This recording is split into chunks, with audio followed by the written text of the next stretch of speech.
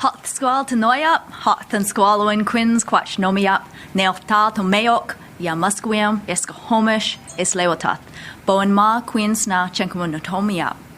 So what I've attempted to say just now in the language of the Squamish peoples, Squamish Sneechum it's called, is hello everyone. I'm very glad to be with all of you here today. We are of course on the territory of the Squamish, the Musqueam, and the Tsleil-Waututh nations. My name is Bowinn Ma, and thank you so much for your kind attention.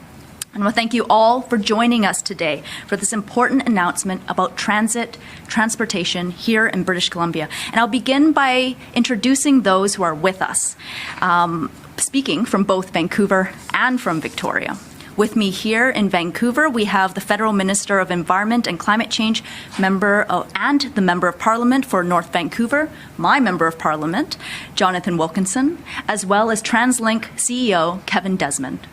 In Victoria, we have British Columbia's Minister of Transportation and Infrastructure, Claire Trevena, BC Transit President and CEO, Aaron Pinkerton, and BC Ferries President and CEO, Mark Collins. Now, as you all know, COVID-19 has created an unprecedented challenge to transit systems around the province and across Canada. These services here in British Columbia, TransLink, BC Transit and BC Ferries, have gone above and beyond to keep people moving and deliver essential services and workers to where they need to go. I want to take this opportunity to thank each of those transit workers, from the bus operators to the administrative staff to the cleaners and maintenance teams and everyone else that has helped to keep these vital systems moving. You have done an amazing job, and on behalf of everyone who relies on these services, thank you. And with that, I'd like to ask MP Jonathan Wilkinson to kick us off with some very exciting news. I'm just going to get out of your way here. Maybe I'll go this way.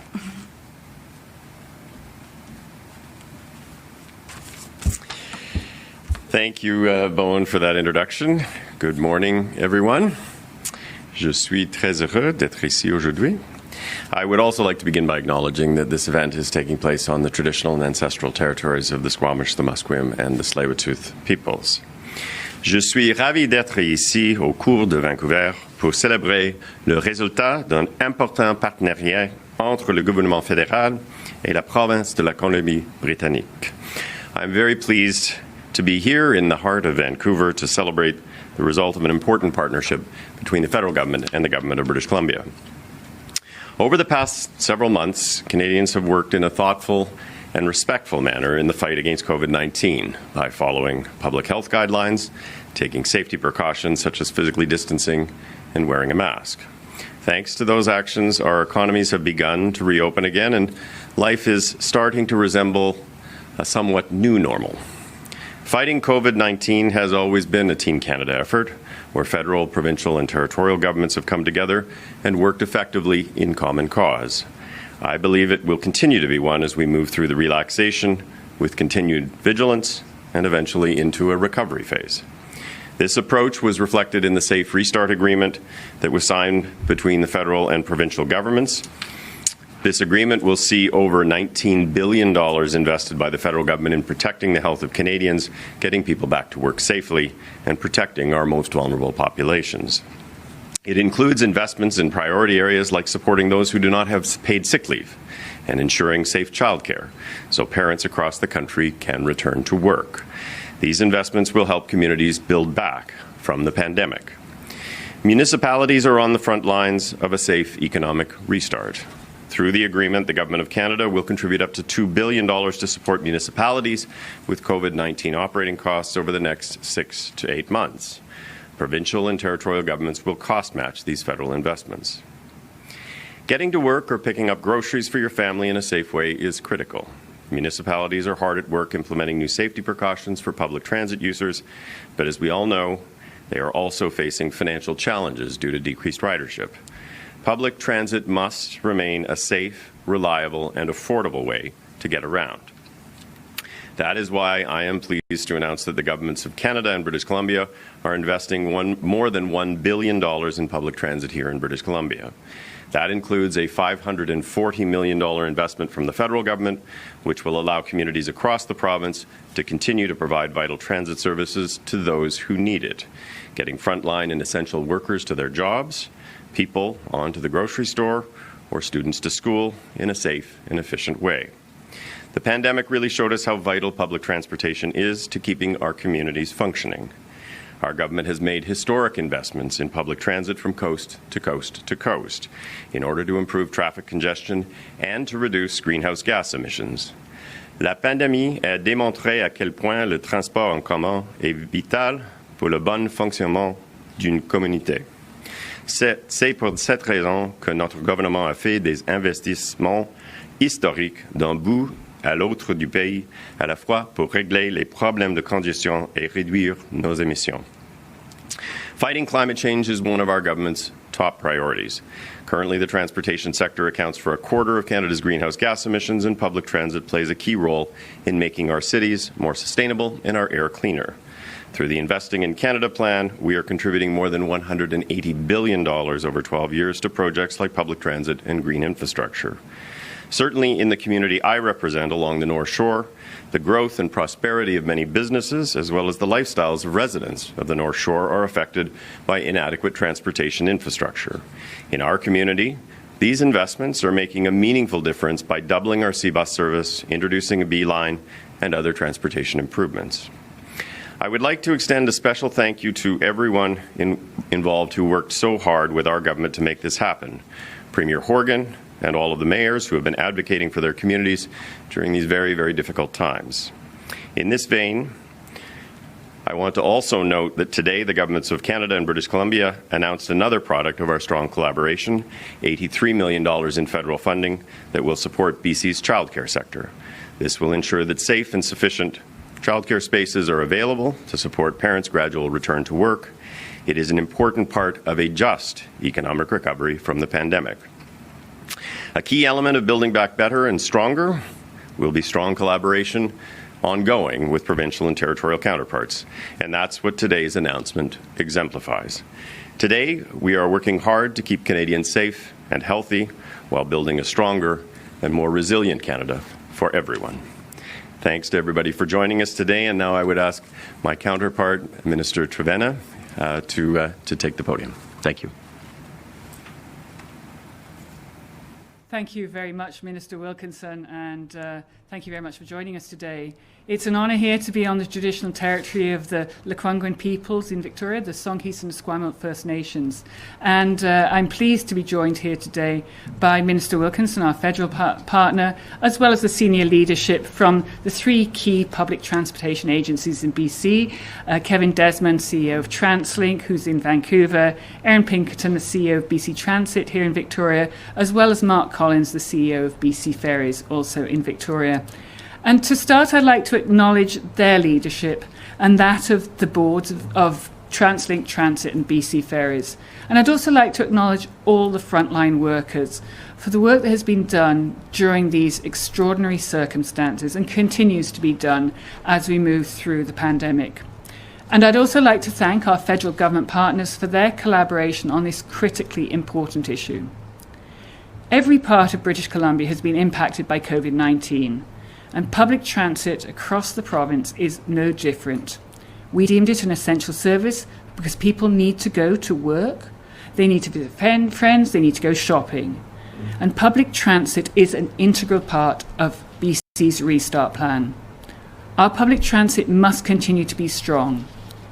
The funding announced today demonstrates our commitment to people and to communities right across the province. The impacts on transit have not just been in cities or in certain communities, they have been province-wide. And so is our response today. We are investing more than $1 billion for public transit, cost shared, 50-50, with our federal government partners. For the people and communities of Metro Vancouver, we're announcing a contribution of $644 million for TransLink. For the people and communities outside Metro Vancouver, in more than 130 communities served by BC Transit, $86 million. These funds will support municipalities who receive fare revenue as part of our partnership to deliver BC Transit services. And for the people and communities up and down our coast who rely on the ferry system, there'll be $308 million for BC Ferries. This significant one-time funding will cover the operational losses that have happened to date and the losses we project through the current and next fiscal years. It'll ensure service levels for transit and ferries are maintained across the province and that fares remain affordable as part of BC's Restart Plan. The province will formalise the Safe Restart funding relief through contribution agreements with each transportation agencies. And these agreements will contain terms and conditions that help ensure the continuation of appropriate and affordable service that people depend upon. This is an unprecedented time. Together, we will continue to build back better by continuing to invest in services like public transit that people rely upon. And with that, I'd like to hand back to MLA Ma, the Parliamentary Secretary for TransLink, to say a couple of words. Thank you so much, Minister. And as somebody who relies on transit quite frequently myself, I agree that these are incredibly, incredibly important services for people across Metro Vancouver and throughout the province. And that's why since March, our government has been working with TransLink, BC Transit and BC Ferries to ensure that these services continue to run safely and efficiently for the people of British Columbia. Here in Metro Vancouver, TransLink serves 2.5 million people. And while COVID-19 has definitely changed a lot about the way that we live our lives and certainly about the way that we travel, people across the region continue to rely on these services every single day. And in fact, the pandemic has shone a bright light on just how critical these services are. In response to the COVID-19 pandemic, through its Safe Operating Action Plan, TransLink stepped up its cleaning processes, made changes at stations and on vehicles to help with physical distancing, and implemented a mandatory mask policy to ensure that everybody who could wear a mask does so. And with all of the pressures, challenges, and changes, safety and service for people has always come first. Early on, our government identified transit as an essential service. We recognize transit as critical to communities and as vital to restarting our economy. But service reductions and revenue loss was a challenge. And that's why in March, we immediately went to work with TransLink to assess the impact of COVID-19 on their operations and to see how we could help. Our government also strongly advocated on behalf of British Columbians for federal support to maintain transit services for all of the people in this province. And I want very much to thank our federal partners for acknowledging BC's need for transit support during this crisis. I am very, very grateful for the 50-50 cost-sharing agreement in place today that ensures our transit agencies can continue to serve people across the province. The $644 million investment will mean people will continue to have reliable, efficient, and affordable services well into the future, and it will help support our economic recovery. We are also mindful, however, that there is still a long road ahead of us. And moving forward, it will continue to take a collective, concerted effort to continue to strengthen the economy and ensure services provided by TransLink and other transit systems are maintained. And our government is committed to putting in the hard work so that we emerge from these unprecedented times a stronger, healthier, and more resilient British Columbia. TransLink and our government are true partners in restarting the economy and keeping services going. After all, we are in this together, and together we will keep British Columbians moving. I would now like to invite TransLink CEO Kevin Desmond to the podium to say a few words. And I will head this way.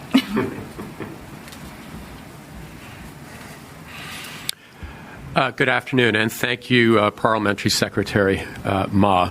And a special thanks. I know how much how important mass transit and TransLink is to you, and you're such a good supporter and a great rider of our system.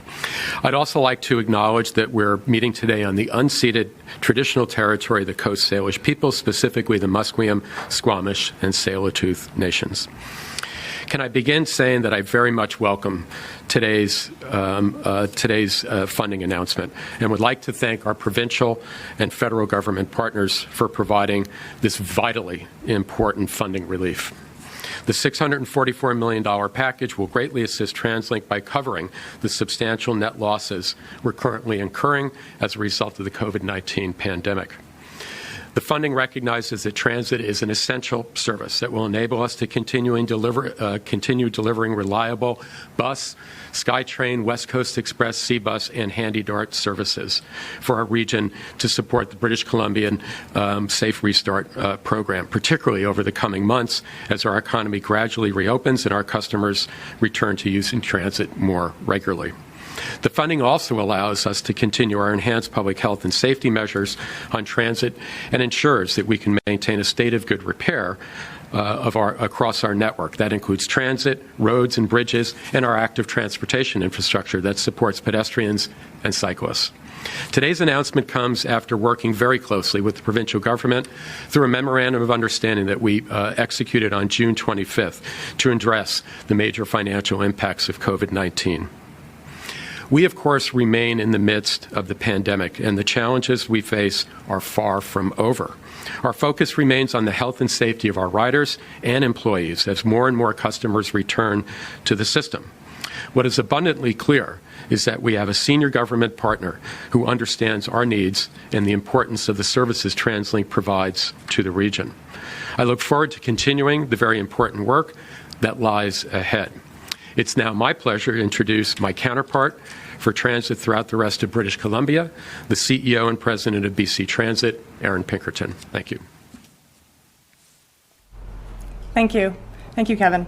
And thanks to the Government of Canada and the Province of BC for your ongoing support of public transit in the over 130 communities that BC Transit serves across the province. I'd also like to thank our local government partners for your continued commitment to public transit in all of those communities. The other speakers have already mentioned the significant impacts that COVID-19 has had, and BC Transit has also felt those effects.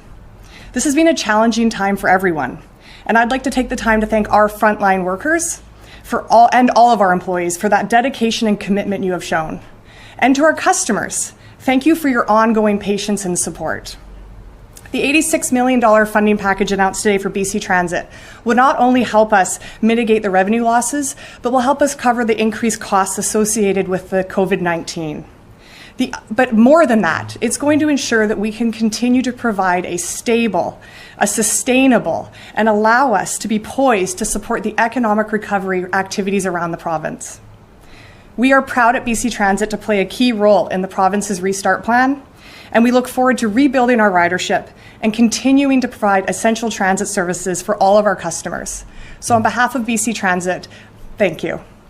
And it's my pleasure now to introduce the President and CEO of BC Ferries, Mark Collins.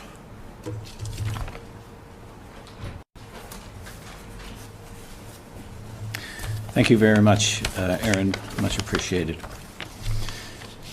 BC Ferries, BC Ferries very much appreciates receiving confirmation from the federal and provincial governments of funds allocated to support ferry services in British Columbia. BC Ferries thanks both levels of government for the dedication and hard work that they have put into achieving this day. In concert with the province, BC Ferries has submitted a detailed plan to meet the public interest and the interest of customers who use the ferry system every day. The key interest is safe, reliable, and affordable ferry service. We look forward to working out a formal agreement with the province so we can maximize the benefit of the Safe Restart funding for all British Columbians. The Safe Restart funding program has great potential to assist British Columbians in this difficult time. It will greatly benefit the ferry system and the coastal communities that we serve. BC Ferries has a responsibility to provide lifeline ferry services and work in the best interests of the public and the customers. This investment in the ferry system ensures commuters get to work, children get to school, visitors get to coastal communities, and goods get to market. Again, we look forward to working with the government to work out the formal agreement.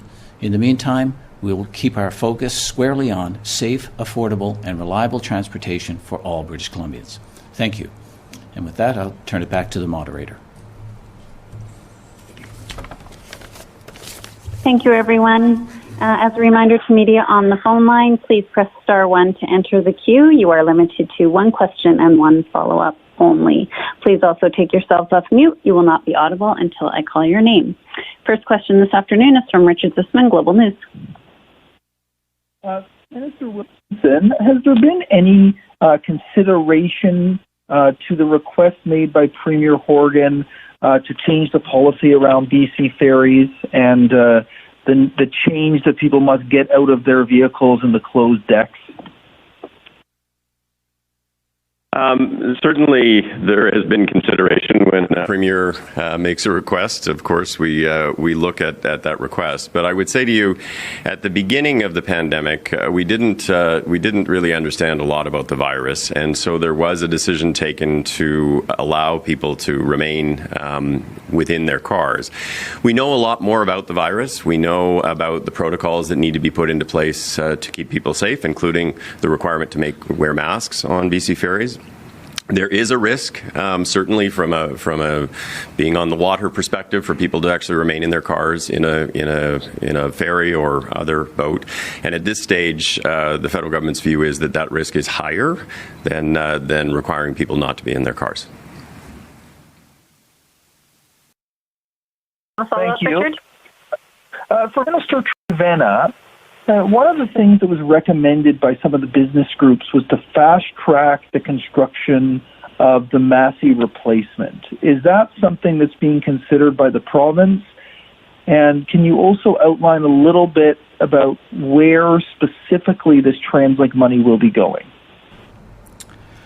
So the investment that we announced yesterday in Restart includes a massive investment right around the province, and our commitment continues to be to move on the Massey replacement very swiftly. That is part of our ongoing plans, and what we have announced yesterday is new funding for new infrastructure and for ensuring our existing infrastructure can be sustained. So we're very pleased that we are able to announce, for instance, $26 million in side roads, $24 million in dealing with climate change challenges, and $17 million for active transportation. So these are all building right across the province. Our Massey commitment was in the budget for this year and is continuing on track. As for Transit and TransLink, this funding, we're going to have contribution agreements with the agencies, whether it is Transit or TransLink and BC Ferries, on how best that this money should be used. Next question is from Sean Eckford, Coast Reporter. Go ahead, Sean. Thank you very much. I think this one goes to either Minister Trevena or Mark Collins from BC Ferries. BC Ferries is involved right now in working groups and dialogues on short-term service improvement for the Sunshine Coast, and I'm wondering if today's announcement assures that the money would be available to implement any of the recommendations the working group comes up with. This money is working with the transit agencies, BC Ferries included, to deal with the impacts of COVID.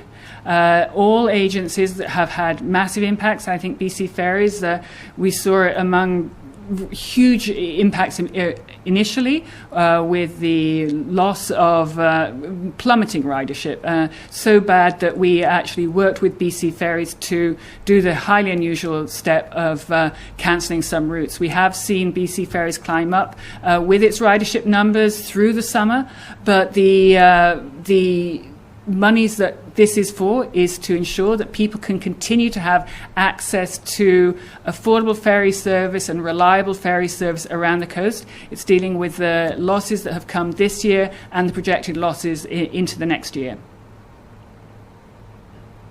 Sean, do you have a follow-up? No, thank you. Thanks.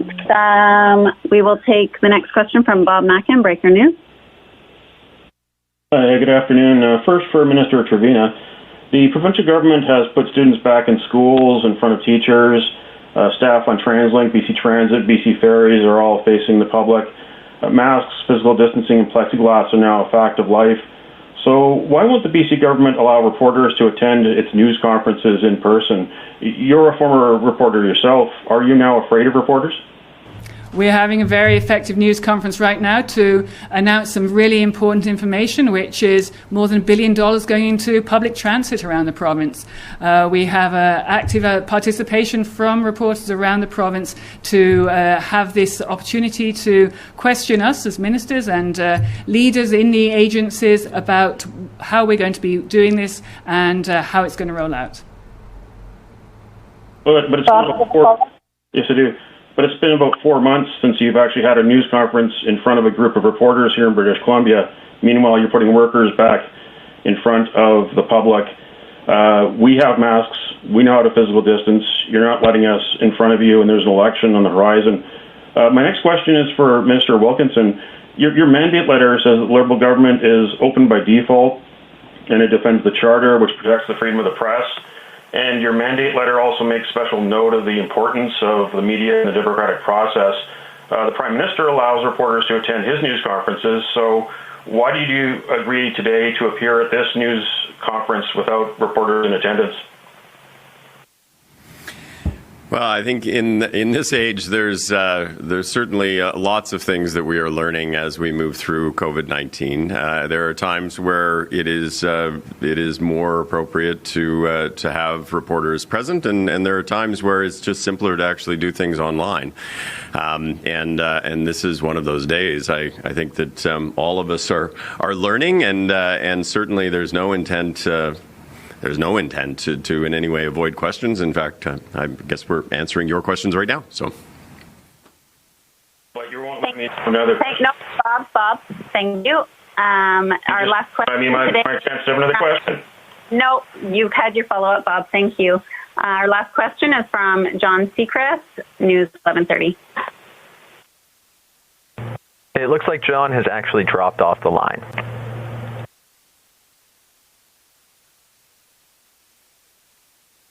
Thank you. That's all the questions we have today. Thank you for joining us, everyone.